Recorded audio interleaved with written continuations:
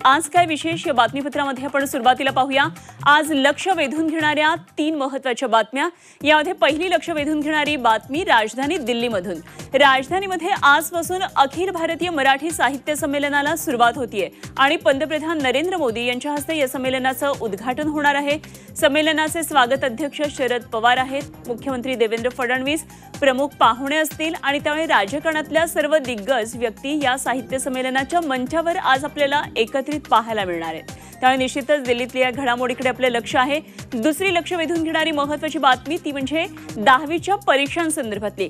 आजपासून 10वीची परीक्षा आता सुरू होतीये आणि या परीक्षेसाठी 5130 केंद्र सज्ज झालेत। या परीक्षा केंद्रांमध्ये कशी तयारी करण्यात आलेली आहे याचा आढावा आपण या बातमीपत्रामध्ये घेणार आहोत।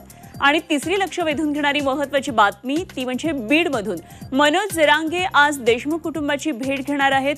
25 तारखेच्या मसाजोग ग्रामस्थांच्या आंदोलनाच्या इशाऱ्याच्या पार्श्वभूमीवर ही भेट असणार आहे आणि त्यामुळे या भेटीमध्ये नेमका काय निर्णय होतो आहे याचा आढावा आपण या बुलेटिनमध्ये जाणून घेणार आहोत।